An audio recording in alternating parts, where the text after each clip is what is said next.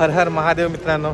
तर आपण आता इलो सीतापूरला आणि इकडून आता आपण जाणार आहोत सोनप्रयाग गौरीकुंडसाठी. तर या भागामध्ये आपण तुमका सोनप्रयागचं चेकिंग, क्लॉक रूम, त्याच्यानंतर गौरीकुंडची रूम, गौरीकुंडचं मंदिर, तर या सर्वांची आपण तुमका डिटेल्स देत आलो. त्याच्यासाठी ही व्हिडिओ नक्की शेवटपर्यंत बघा. तर इकडे खाली असा सीतापूर पार्किंग, या ठिकाणी सर्व बसेस आणि प्रायव्हेट गाडी वगैरे पार्क होतात आणि आपल्या या रूटने जायचं असा सोनप्रयागसाठी साधारण 1 किलोमीटरचं अंतर असा. आणि आपली सगळी मंडळी या ठिकाणी चाललेली आहे सामान घेऊन. आमच्या अनुभवाप्रमाणे शक्यतो जर तुम्ही केदारनाथ ट्रेकला वगैरे येत असाल तर पाठीचे बॅग घेवा, दोन्ही पण. म्हणजे छोटी बॅग जी आपण ट्रेकला घेऊन जाणार आहोत ती पुढे लावून मिळतात आणि आपला बाकीचा जर काय सामान असेल तर पाठीमागे. जर हातातली वगैरे बॅग असतात तर या गर्दीतून चालक वगैरे लई त्रास होता. भयंकर गाडींची गर्दी असता, माणसांची गर्दी असता, घोडे खच्चर असतात, लय प्रॉब्लेम होता. सर्व काहीतरीच क्राऊड कमी आहे ना, काय म्हणजे काहीच नाही आहे, नाही तर आहे ना चलाक भेटत नाही, एवढा ट्रॅफिक असता, पूर्ण रस्ता पॅक असता. यावर्षी अजिबात गर्दी नाही आहे. आता पुढे गौरीकुंड नाही रे, पण ह्या आपण किती 3च्या आसपास पोचलेलो आपण एकदा मागच्या वर्षी, 3 सव्वा 3च्या आसपास. 1-5 मिनटं चालल्यानंतर आपण पोचलो सोनप्रयागला. तर इकडून खाली सोनप्रयागचं पार्किंग असा आणि या ठिकाणी घोडा खच्चरचे संपूर्ण रेट लावलेले असतात. आपण रेकमेंड करत नाही अजिबात. तर ज्यांका घोडा खच्चरने येऊचा त्याने बिंदास हेलिकॉप्टर करा, त्याच्या तिकड्यासाठी जावं, पण उगाच घोडा खच्चर वगैरे करू नको. माहितीसाठी हे बोर्ड आहे जो स्क्रीनशॉट करून ठेवा. आणि आता आपण इला हॉटेल योगी, तर या ठिकाणी आपण क्लॉक रूममध्ये आपला सामान ठेवणार असं. चला हॉटेल योगी, तर या ठिकाणी आपण क्लॉक रूममध्ये सामान ठेवतो. मोठी बॅग असतात तर 100 रुपये, ट्रॉली बॅग 150 रुपये आणि अजून पण बॅग मोठी असतात तर 200 रुपये. बाकी हेल्मेट वगैरे आणि सगळं ठेवू शकतात 2 दिवसासाठी. पिशवे ना जम्बो बॅग आता नको, आता रेनकोट पण आहे ना, जाताना निघताना आपल्या पॅक करू कर हो, त्याच्यात तर ठेवून द्यावा ते. बाकी काय नाही झालं. हे काय होते 2 बॅगे ठेव, हे 2 बॅग आहे, 3-4 बॅग आहे फक्त आपले. होय फक्त 4 बॅग आहे. पण या ठिकाणी आता 4 बॅगे ठेवलेले असतात. पर बॅग 100 रुपये, तर 400 रुपये झालेत आपले. ओके कॅशमध्ये ना. तर अशी आपल्याला एक रिसिट मिळतात. त्या रिसिटवर नंबर वगैरे असतात की टोकन नंबर, त्या टोकन नंबरनुसार इकडनं आपल्या बॅग आपली कलेक्ट करायची. अशी एक आपल्या एक रिसिट मिळतात. त्याच्यावर टोकन नंबर असा, टाईम असा, डेट, बॅग असतात आणि कॅश वगैरे सर्व लिहिलेलं असतं. तर चला. हो माझं पण होतो, ऐसर होतो ह्यावेळी धुतलंय त्यावेळी तो गेलो. हा चला आता जरा वजन एकदम हलका झाल्यासारखा वाटला. एक फक्त ट्रेकिंगची बॅग आणि बाकी काहीच नाही. जे इम्पॉर्टंट सामान तर आपलं घेतलं फक्त. आणि आपण आता चाललो रजिस्ट्रेशनसाठी. तर त्या ठिकाणी जर आपण रजिस्ट्रेशन करतो तर त्याचं बारकोड दाखवचं लागतात आणि मग नंतर आपल्या आतमध्ये पाठवतात टॅक्सीसाठी. तर आता बघूया रजिस्ट्रेशनला किती रांग आहे. ती शक्यतो माका तरी वाटत नाही रजिस्ट्रेशनला रांग असतली. आता आपण येलो सीतापूर सोनप्रयाग पार्किंगच्या इकडे आणि इकडून रस्ता एक जाता त्रिविकी नारायणला. जवळपास 15-1 किलोमीटरवर असा त्रिविकी नारायण मंदिर. आपण आता चाललो सोनप्रयाग रजिस्ट्रेशन काउंटरकडे आणि ज्या ठिकाणी सोनप्रयाग मार्केट पण असा. इकडे देखील तुमका स्टे वगैरे ऑप्शन्स मिळू शकतात. सोनप्रयाग पार्किंगच्या इकडे येलो. इकडे 2 व्हीलर पार्किंग, या ठिकाणी 4 व्हीलर पार्किंग. तर हरिद्वार वगैरे जाण्यासाठीचे टॅक्सी तुमका इथून पण मिळू शकतात, सीतापूर पार्किंगवरनं पण मिळू शकतात. प्लस प्रायव्हेट गाड्यांचं पार्किंग देखील या ठिकाणी असतात. आता आपण येलो मेन सोनप्रयागच्या मार्केटमध्ये. तर इकडे या साईडला सर्व रूम्स वगैरे नाही असतात जिकडे तुम्ही स्टे करू शकता. या ठिकाणी क्लॉक रूम वगैरे असतात, डॉर्मेटरी वगैरे असतात, हॉटेल्स पण असतात. खूप साऱ्या एक ठिकाणी फॅसिलिटी असतात. तुमका सीतापूर, रामपूर, सोनप्रयाग या ठिकाणी स्टे ऑप्शन एकदम कमीत मिळतात. म्हणजे 1000 रुपयापासून चालू वगैरे किंवा त्याच्यापेक्षा पण स्वस्त. गौरीकुंडला कमीत कमी 1500 पासून स्टे चालू होतात. त्यामुळे तुम्ही विचार करा तुमका खै राहायचा असा तर फक्त गौरीकुंडला शक्यतो बेस्ट. कशा कारण ट्रेक लवकर चालू करू येतात. जर तुम्ही सोनप्रयागला रावलास तर आहे ना तुमका रजिस्ट्रेशन चेक करून टॅक्सीच्या लाईनमध्ये राहा, मग ट्रेक चालू करूची लागतील. तर आता आपण रजिस्ट्रेशनच्या लाईनीत जाऊया. गर्दी तर नाही. बघूया. इकडे रजिस्ट्रेशन चेकिंगची लाईन असा आणि या प्रकारे आपला बारकोड असा. चला, रजिस्ट्रेशन आपला चेक झालेला असा. जर तुमचं रजिस्ट्रेशन नसतं त्या ठिकाणी तुमचं आधार कार्ड वगैरे कलेक्ट करून आधार कार्ड देऊन तुमचं रजिस्ट्रेशन देखील लगेच 2 मिनिटात मिळू शकता. चला, आता पुढचं टप्पो असा आपलं शटल टॅक्सी. शटल बघूया आता भेटता का. तर इथून देखील पुन्हा आपल्या एक 500-600 मीटर चला लागताला. रजिस्ट्रेशन चेक झाल्यानंतर इकडून ह्याचा लोखंडी बॅरिकेड आहे, तर इकडून टॅक्सीसाठीची लाईन लागता आणि ह्या साईडने जे सर्व भाविक असतात ते मुवमेंट करत असतात येऊचा वगैरे. तर आत्ता आपण जवळपास पोचलो, तर एक 400-500 मीटरच चलायचं लागतं. गर्दी तर अजिबात नाही. आज तारीख असा 8 जून आहे ना. आज तारीख असा 8 जून 2024. केदारनाथ धाम में सभी श्रद्धालुओं का स्वागत है. वेलकम. पुन्हा एकदा 4थ्या वर्षी केदारनाथ धामला आपण पोचलेला असो. 2023 पासूनची यात्रा सुरू झालेली असा, तर ती 2026 देखील कंटिन्युअस असता. त्यासाठी कसा सोनप्रयाग, इकडून केदारनाथवरून मंदाकिनी येता आणि इकडून येता सोनगंगा, तर तो संगम होता या ठिकाणी सोनप्रयाग.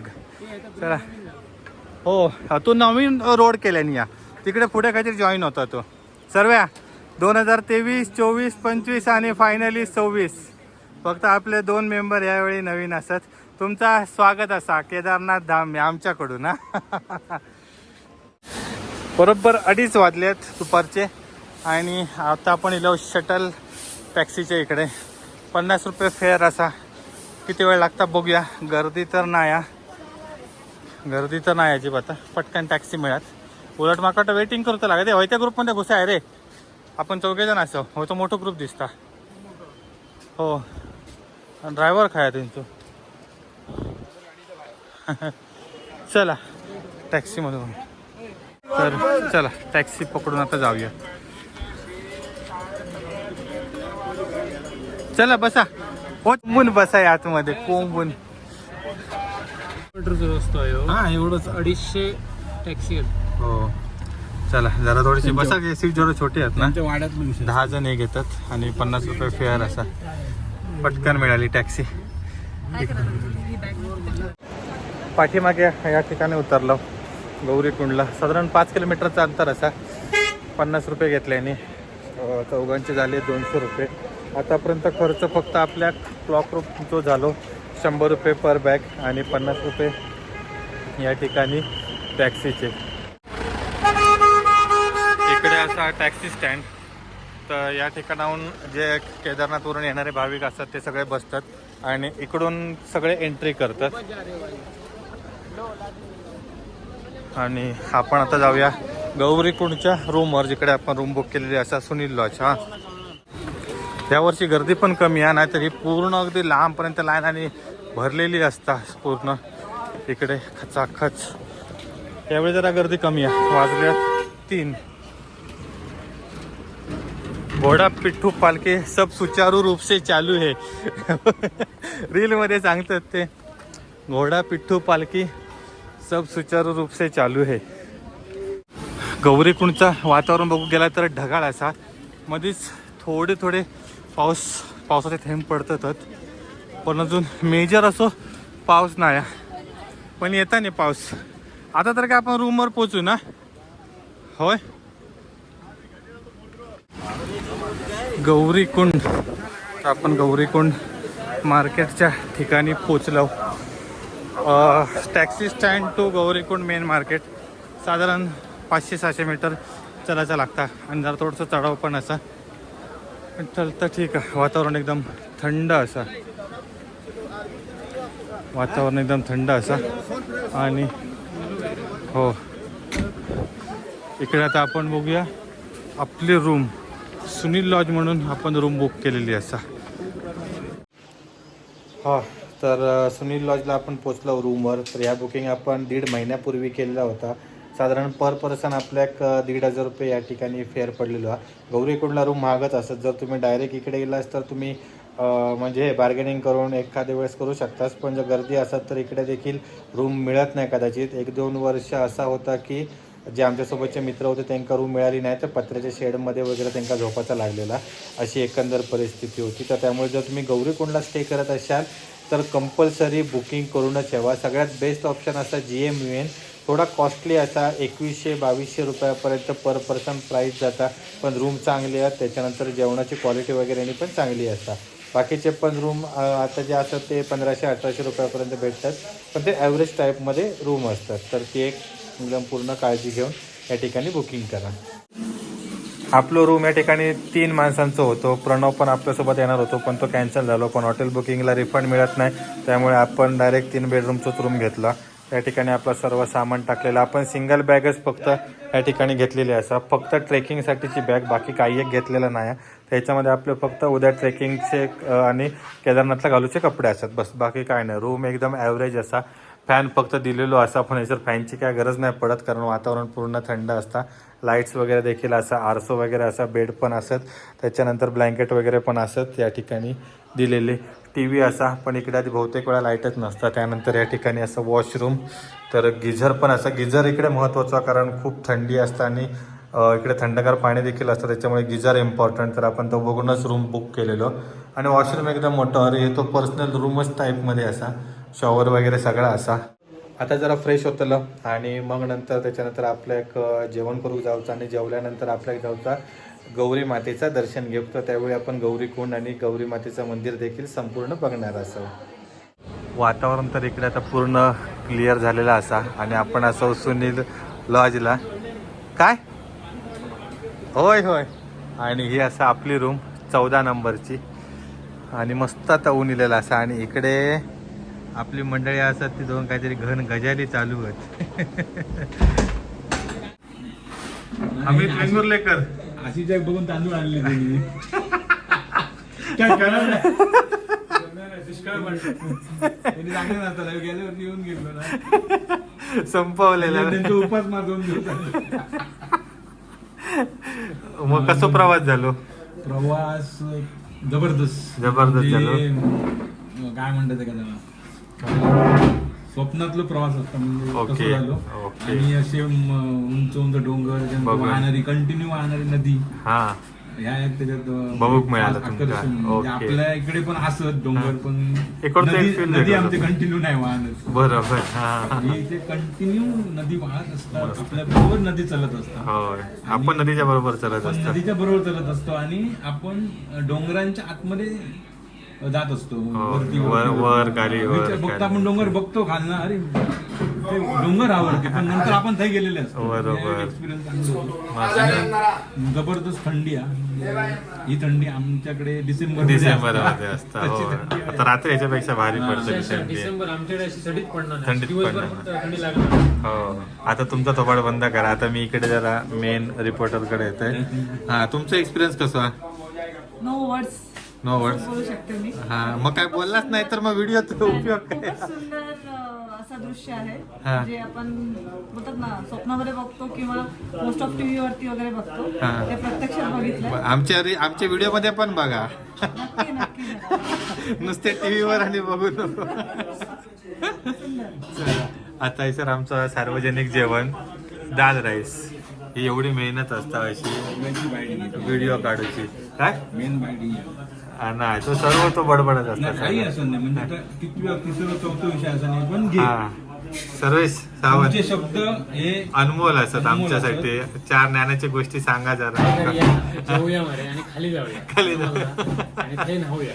ते नाही. काय गरम पाणी मिळालं असं होय रे. गौरीकुंडला आपण आंघोळ करूया जायचं गरम कुंडात. तिकडे हा विषय काय लाईट वर असं असतं. लाईट नाही ते नाही. गरमी नाही झाली, भिजलंय सगळं. सकाळी मला नाव निघालो, आता काय नाव.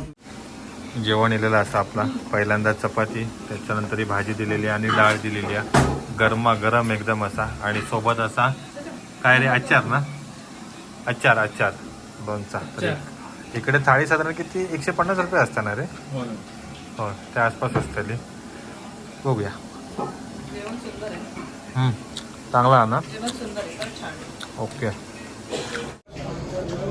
तर जेवल्यानंतर आपण आता निघालो गौरी मातेच्या दर्शनासाठी गौरीकुंड मंदिरामध्ये. जेवणाचं बिल आमचं झाला साधारण पर पर्सन 150 रुपये. त्यामध्ये अनलिमिटेड जेवण होता, चपाती वगैरे मस्त होती, डाळ भात आणि एक भाजी होती. जेवण सुंदर होता, गरम गरम मस्तपैकी.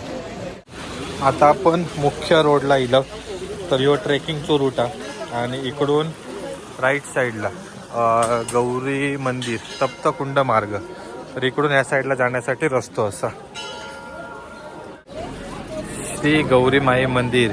वा, खूप सुंदर मंदिर असा. आमका खरोखर वाईट वाटतं की आम्ही 3 वर्षा कंटिन्यू गेलो पण कधी इकडे आपण पाया पडूक येऊक नाही.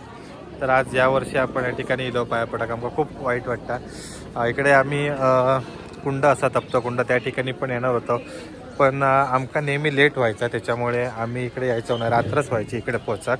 त्यामुळे आता आपण इलो पहिल्यांदा या ठिकाणी दर्शन करू. तर चला आधी पहिल्यांदा दर्शन करूया.